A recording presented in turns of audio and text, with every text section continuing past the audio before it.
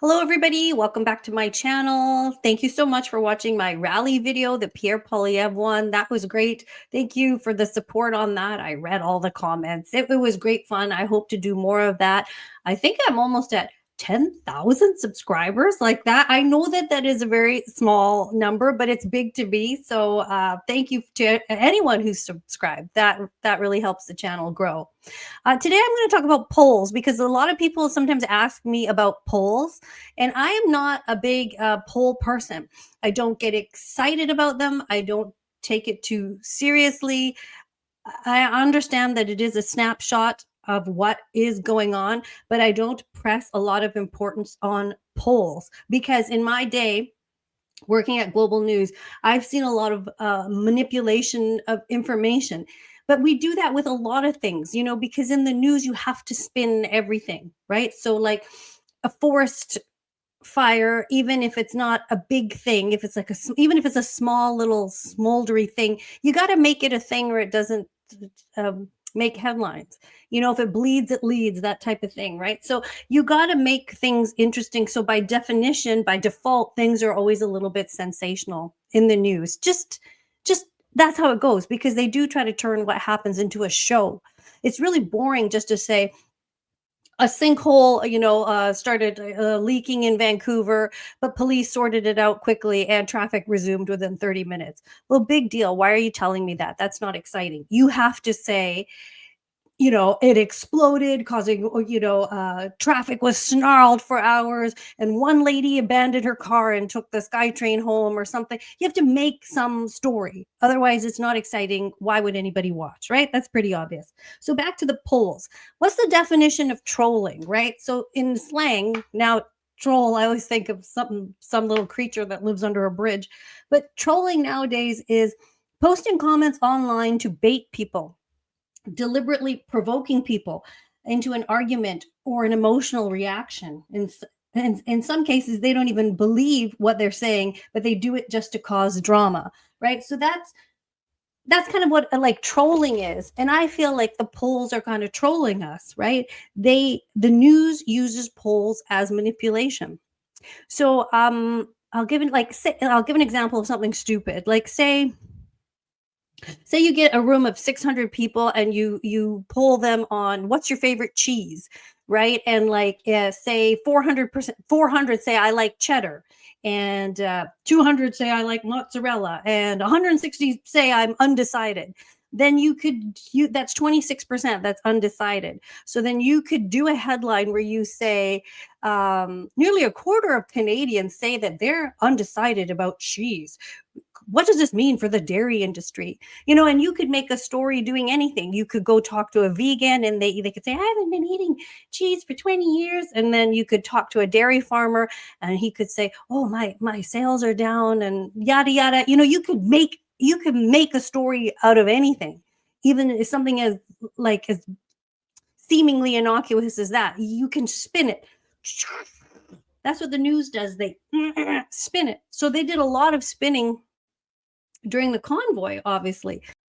Like I saw our newscast spin a lot of things to be very anti-freedom convoy, very, very anti-freedom convoy, obviously. And it would make me sick and I'd call them out on it when we were doing live newscasts. This is just an online article, but it's a good example of kind of how they are, right? So you can do a headline with this, which this one isn't so bad. 46% of Canadians sympathize with trucker convoy, but many disagree with their tactics. And that headline isn't as horrible as it could be because at least it shows a bit of sympathy.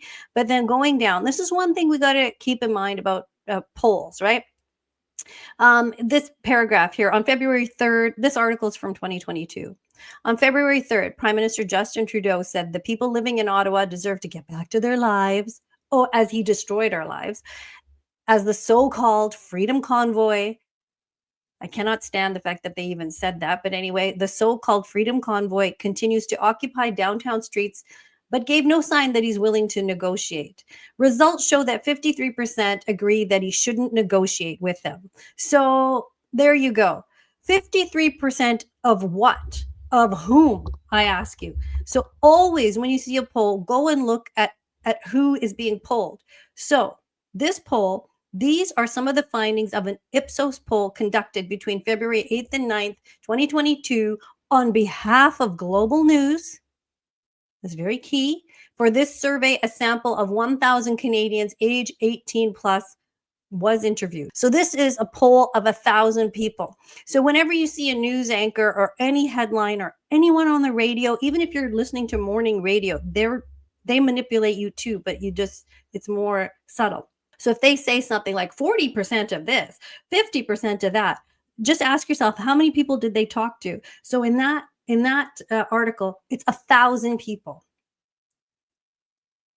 There are 5,000 people that showed up to that Pierre Poilievre rally. I mean, it's like, it's such a small sample size. So I'm not going to bust a nut or a gut over that. Let me give you another example. So basically the headline here is Liberal lead over CPC increases to 8 points, but is Carney's house of dreams built on concrete or sand? Okay, whatever. So we can go through this article, and obviously this article is trying to say, oh, Carney's having a lead, but they're trying not to be too biased, because they're like, but is it a strong lead, right? But even though they're trying not to be too biased in their headline, it is fairly biased, like the first graph that they're going to show you. This is March 24th. As party leaders travel across the country on the campaign hustings, whatever, I never heard that word before, the Liberal plane appears to have more lift than those of their political rivals. New data from the nonprofit Angus Reid Institute finds the Liberals' turnaround continues to climb in elevation, boosting the party to an 8-point lead over the Conservatives. So they're saying here 46 to 38. 46 Liberal, 38% Conservative, right? So this is what they're trying to say. Nonprofit Angus Reid. That's something to investigate. It's just, how nonprofit are they? But anyway, I'm not here to debate that. So in an Angus Reid poll like this, they went on to do a lot of things. And of course, the news can make a headline about it. But what's great about Angus Reid is they will actually, when you get to the bottom, post PDFs where you can look up by age, by gender, and by number, right? So I'm going to show you that, like, who did they actually talk to, which is key. So let me get rid of this. But I'm going to tell you who was polled. This is going to blow your mind. Okay.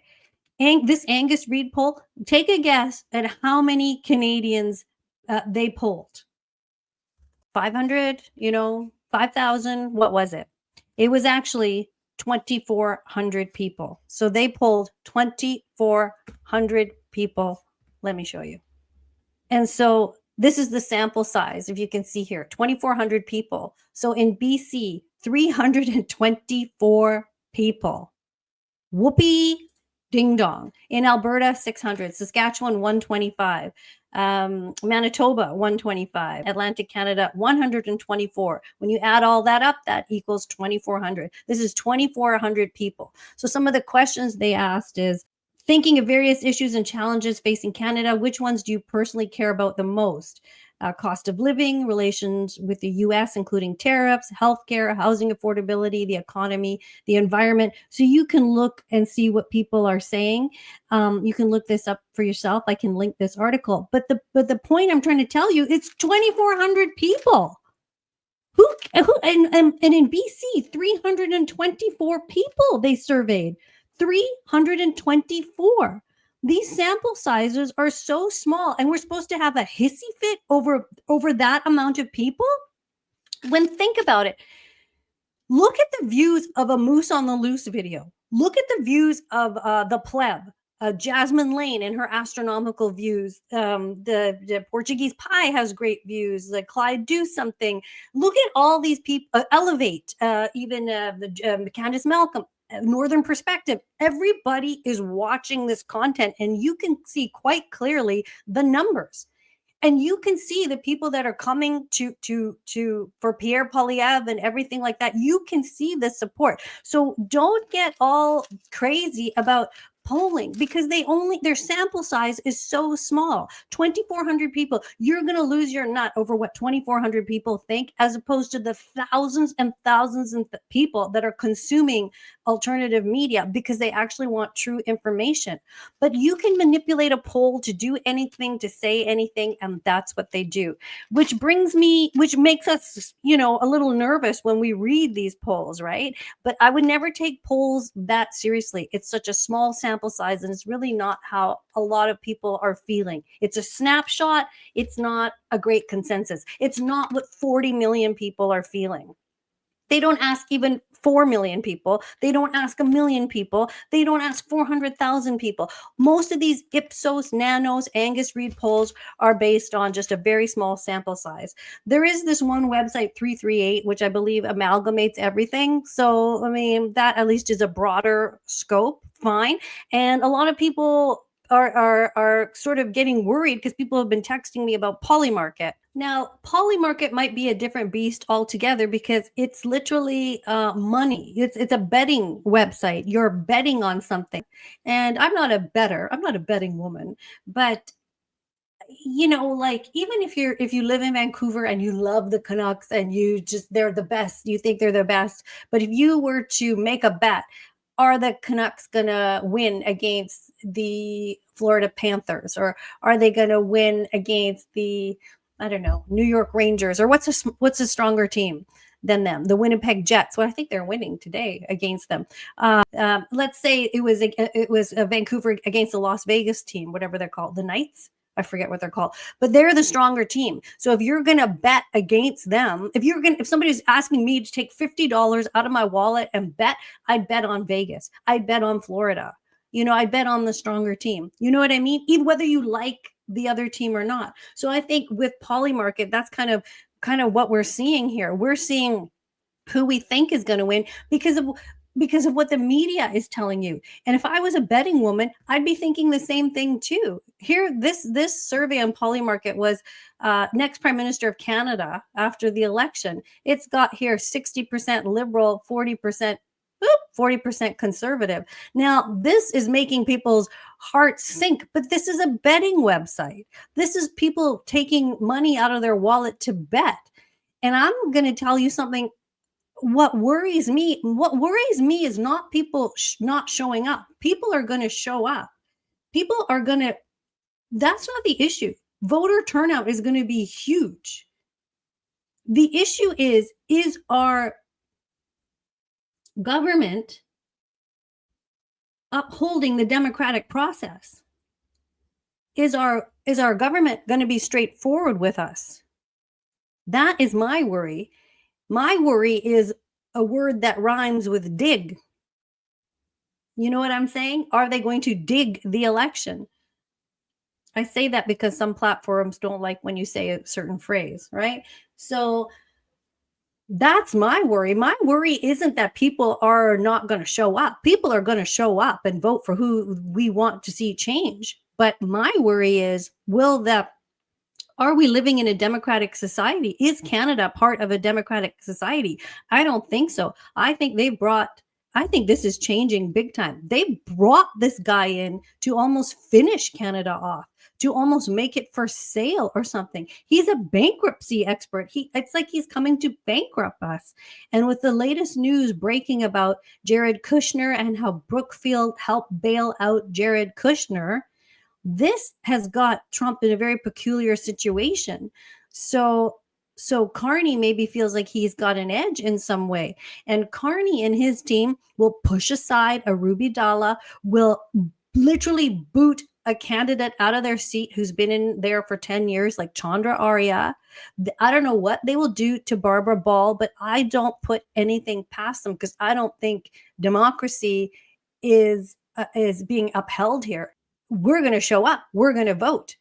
We want the change. We know who we want. I worry about what they're doing and that we'll have no control. That's my worry. Anyway, I'll try to leave you on a different note, but I don't even think this is a happy note. But during that rally, I ran into Mike Lookature, a CTV reporter, who told me CTV doesn't get paid. You know, Pierre's not taking the media around, so CTV pays. CTV does get funding from the government. Obviously, you know, the government is in hand with the corporate media here, and there are advertisers they are beholden with, and they get, you know, grants, and they get tax money. They get liberal government money. The government also worked a lot with Unifor, my union at Global, and that's why they were so hard on me. They gave money to Unifor to help decide what media companies got funding. So, you know, to say that CTV pays for it, CTV, you are losing money, a lot of money. Maybe you are paying for a hotel room or whatever, but there's a big pot as to how that money gets filtered down to you. And so, you know, when you say you pay for it, you do, but you still get a big handout from the government too. But anyway, Mike Lookature, he was nice to us, but I am a little bit mad at him again because he asked this stupid question. This is from Moose on the Loose, by the way, who's doing such fabulous reporting. But this is, if he doesn't mind, I'm going to show you a clip from his broadcast with Mike Lookature asking a typically dumb question when there's so many other important questions to ask. You can only just hear the half of his name come out, Couture. The whole situation recently with Donald Trump and Mark Carney is very suspicious. But one person who will actually stand up for Canada is Pierre Poilievre. Lookature with CTV News. The campaign director for Ontario Premier Doug Ford, Corey Tonight, says you sound like Donald Trump. So if conservatives are saying that you sound too much like Donald Trump, how can you possibly stand up to the U.S. president? Well, I'm the only one who will stand up to the U.S. president. I see that the president wants the Liberals back in because after a decade, a lost Liberal decade, with costs and crime up and the economy down under the American thumb, the president would love nothing more to keep the Liberals in power so that he can keep abusing our economy and taking advantage of Canada. Yeah, but but as more news develops, things are getting a lot more complicated than we thought. With Qatar, with the Kushner thing, well, there's a lot going on. There's more videos to make, more news to cover. Thank you for watching this video today. Don't stress too much about the polls. Just remember the sample size is small, and remember the support is big. Thank you for watching this video today. If you liked it, please give it a like and share it, and subscribe to my YouTube channel, and I'll catch you in the next video. Thank you.